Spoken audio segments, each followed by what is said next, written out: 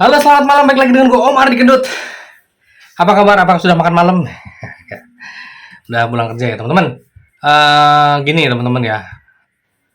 Gue pernah bikin video mengenai kredit bertahap, teman-teman. Jadi ada teman-teman yang disuruh kreditnya bertahap sama pengelola kreditnya. Mau mantri AO, RM apapun itu, gak bisa pak langsung 200, harus 100 juta dulu, harus 75 juta dulu, harus 50 juta dulu. Sebenarnya bener gak sih seperti itu? Ada benarnya, ya, ada benarnya. Seperti gue bilang, mental seseorang itu akan berbeda ketika dia punya kredit 50 juta, kredit 200 juta, kredit 500 juta. Mentalnya berbeda, sangat berbeda ya. Ketika mereka mengelola dengan hutang sebesar itu. Nah, boleh nggak sih langsung sebenarnya? Sebenarnya tidak ada larangan teman-teman langsung, itu nggak ada larangannya ya sebenarnya. Cuman mungkin pengelola kredit teman-teman bermaksud biar teman-teman itu berhati-hati menggunakan kredit ya. Artinya nggak semua orang bisa langsung dikasih 200 juta, dipercaya 200 juta misalnya. Tidak semua orang bisa langsung dipercaya 300 juta. Ada kriteria tertentu tuh orang-orang yang memang layak dikasih kredit seperti itu ya teman-teman. Nggak semua orang dapat kredit besar. Jadi memang kebanyakan sih Indonesia kebanyakan ya bisa dibilang kredit UMKM ya, mikro kebanyakan ya. Tapi nggak sedikit kok sebenarnya orang-orang yang punya kredit yang di atas.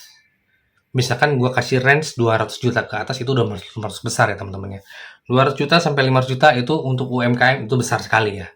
Nah makanya selalu gue bilang boleh nggak sih langsung kredit gede? Boleh, tetapi sesuai persyaratan. Nah ini masalahnya apa om persyaratannya ya nggak? Kenapa sih om nggak boleh? Nah, kalau ada bank tertentu yang melakukan bertahap itu sebenarnya lebih ke biar teman-teman melatih diri untuk kreditnya jangan langsung besar. Takutnya teman-teman kalap, ya nggak? Iya dong, bagus itu sebenarnya. Biar teman-teman apa ya, ya nggak kaget lah ya dapat uang segede gitu kan. Karena apa? Ketika orang-orang yang terbiasa dapat uang sebulan misalkan 200 juta, dapat omset 200 juta, terus dapat kredit 200 juta, itu masih klop. Tapi teman-teman misalkan omsetnya sebulan cuma 50 juta, tiba-tiba dapat uang 200 juta. Kaget dong, kaget. Pasti kaget. Makanya di beberapa bank dibikin bertahap. Tujuannya bagus teman-teman ya. Cuman boleh nggak sih sebenarnya langsung atau kriteria apa sih yang bisa dilakukan ya untuk dapat kredit besar? Gua kasih range di atas 200 juta udah termasuk besar ya teman-teman ya. Jadi apa sih yang dimaksud persyaratan itu menurut Om Ardi? Nah, menurut gue ya, ini secara gue pernah pengalaman ngasih kredit di atas 200 juta misalkan sampai 500 juta bahkan sampai miliaran juga pernah. Jadi bukan cuman kriterianya itu bukan cuman kemampuan membayar teman-teman ya. Jadi kalau kredit 100 juta, 50 juta, teman-teman mantri atau RM atau AO misalkan masih mengukur pada kemampuan membayar teman-teman atau bahasa banknya RPC, repayment capacity ya. Kemampuan membayar dari apa? Dari laba bersih ya nggak? Angsuran dibagi laba bersih berapa persen ya nggak? Kalau misalkan masih 50% masih boleh ya nggak? Kalau sudah 60% nggak boleh. Kalau 20% bagus banget loh. Angsuran dibanding laba bersih ya nggak? Kalau 20% berarti angsurannya kecil banget kan? Ya nggak? Berarti sangat boleh kan? Kalau 50% berarti angsuran sama laba bersih. Angsuran sudah separohnya laba bersih. Ini ya bisa dikasih atau bisa turun kreditnya. Jadi udah ada warning gitu ya teman-teman. Nah, untuk kredit di atas 200 juta, nggak hanya kemampuan membayar teman-teman ya, nggak hanya RPC yang dilihat, tapi juga dilihat kebutuhan kredit teman-teman ya. Wah, gitu, kebutuhan kredit, ya nggak? Iya, jadi nggak cuman, oh saya mampu kok Pak ngangsur gitu, nggak begitu ya teman-teman ya. Jadi ada hal yang dilihat, yaitu adalah putaran teman-teman. Putaran teman-teman seperti apa? Teman-teman harus membuktikan bahwa memang putarannya sebesar kreditnya, paling tidak. Misalnya gini, kredit 200 juta. Paling tidak, omset teman-teman tuh sebulan ya mungkin 100 jutaan lah minimal gitu teman-teman ya. Kok dari mana om? Bisa dari situ ya. Ya teman-teman ya, kebutuhan kredit itu terjadi kalau teman-teman usahanya besar ya. Jadi gini, teman-teman sadari nggak? Semakin besar usaha, itu aktiva lancarnya semakin terisi. Contohnya gini teman-teman ya. Kalau aktiva lancar teman-teman tahu kan, persediaan, kas, piutang, ya nggak? Kas, piutang, persediaan lah gitu lah ya. Kalau semakin kecil usaha, biasanya ada hal yang tidak ada kecil usaha. Seperti gini, toko kecil, stok punya, kas punya, tapi biasanya tidak punya piutang. Artinya apa? Dia tidak ngutangin ke orang-orang ke toko-toko lain yang jumlahnya besar. Tapi kalau sebuah toko itu semakin besar, sadar atau tidak, dia biasanya ngasih kemudahan dalam hal pembayaran. Contohnya gini, ada grosiran, dia pasti punya tiga ini, punya kas, uang kas, punya persediaan yang gede, tapi dia juga punya piutang. Dia ngutangin tuh ke warung-warung, dia ngutangin ke toko-toko dengan jumlah yang besar. Semakin besar usaha, biasanya dia memberikan kemudahan dalam hal pembayaran. Misalkan sebulan, kasih waktu sebulan. Ada yang udah kenal banget, udahlah 2 bulan. Ya. Dia bukan lagi sebagai konsumen apa ya sebutnya, eceran terakhir gitu loh. Tapi dia udah di atasnya. Jadi udah semacam bukan grosir juga sih ya. Ya udah pedagang yang agak besar gitu. Dia ngasih utangan ke orang-orang. Sehingga apa? Kas dia punya, stok dia punya, piutang dia punya, teman-teman. Semakin besar usaha, pasti dia punya piutang. Kalau semakin kecil usaha, biasanya piutangnya nggak ada. Contoh warung kecil, jarang ngasih utangan. Kalaupun ada, paling ke ibu-ibu aja yang dikenal kan. Berapa sih utangannya? Nggak bakalan besar, ya nggak?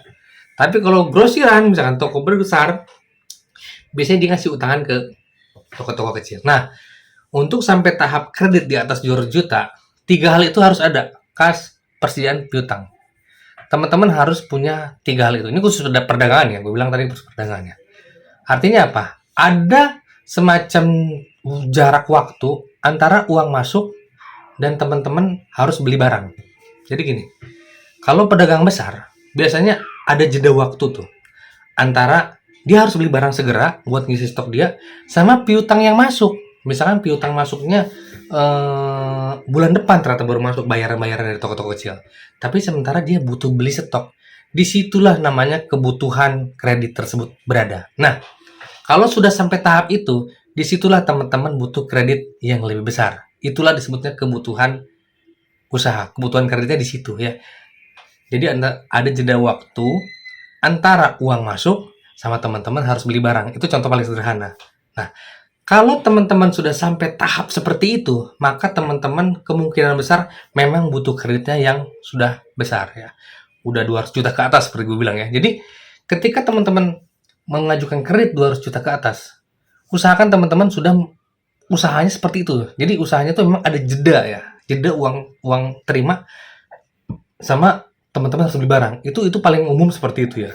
Di antara alasan-alasan lain itu aja ada ya.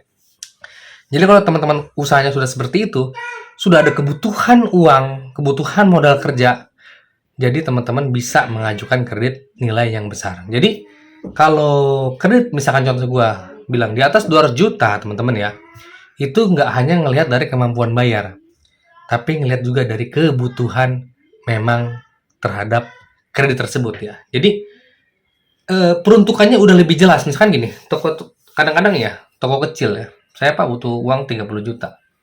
Buat apa ngisi stok? Tapi kita kan nggak terlalu ngelihat emang butuhnya 30 juta kah? Ya nggak? Ada orang toko ngajukan 50 juta. Ada toko sembako ngajukan 50 juta. Oke, kita kasih Pak uangnya berdasarkan laba bersih Bapak, angsuran Bapak sekian. Oh, masih cukup. Tapi apakah butuh 50 juta? Kalau 50 juta taruh di mana tuh stok? Kadang-kadang nggak berpikir sampai situ kan. Tapi kalau udah 500 juta atau 400 juta, teman-teman di bank tuh pasti ngitung, ini 400 juta jadi apa? Kenapa dia butuh 400 juta? Bukan cuman dia mampu bayar 400 juta cicilannya sekian, selesai. Tapi kenapa dia butuh 400 juta? Ya. Emang ada jarak ke antara dia terima uang sama dia beli barang? Ya enggak? Sehingga apa? Sehingga dia butuh suntikan modal. Seperti itu ya. Makanya gue bilang sekali lagi, kalau teman-teman sudah tahap memang butuh suntikan modal kerja karena ada jeda waktu, disitulah teman-teman memang butuh duit suntikan dana kredit yang besar nilainya. Nah, jadi teman-teman baik lagi, kira-kira teman-teman sudah sampai tahap itu nggak usahanya. Tapi kalau teman-teman masih tahapnya usahanya masih cash-cashan aja, kemungkinan besar sih usaha teman-teman mungkin saat ini belum bisa sampai dikasih kredit yang besar ya. Tentu saja, misalkan teman-teman kalau kredit 500 juta nih contohnya, gue kasih 500 juta nih. Omset teman-teman sebulan itu paling nggak 200-300 juta satu bulan. Itu baru bisa dikasih kredit 500 juta. Misalkan contohnya kur ya. Kalau omset teman-teman sudah 200-300 juta satu bulan, sampai 200 juta lah minimal ya, itu mungkin masih bisa dikasih kur ya. Karena 200 juta misalkan omset, lebih bersih-bersih 10%, berarti 20 juta kan. Cicilan kur kan 10 jutaan ya. 10 jutaan dibagi 20 juta, 50% ya. Makanya gue bilang, kalau 500 juta, teman-teman paling nggak punya omset 200 juta ke atas. Omset itu adalah bukan laba bersih ya, omset itu adalah ya dibilang laba kotor lah, bukan laba kotor juga sih, penjualan ya nggak, sebutnya seperti itu ya. Jadi Kali ini gue ngasih teman-teman biar teman-teman bisa ngukur, oh kira-kira saya ngajukan sini disetujui nggak ya? Kira-kira saya ngajukan sini disetujui nggak ya? Jadi teman-teman juga berpikir bagaimana seorang mantri, seorang AO menganalisa kredit usaha teman-teman biar teman-teman juga tidak salah ambil langkah dan teman-teman juga bisa mengukur diri kira-kira saya memang berada di posisi mana. Oke, sampai ketemu lagi di video gue selanjutnya. Thank you.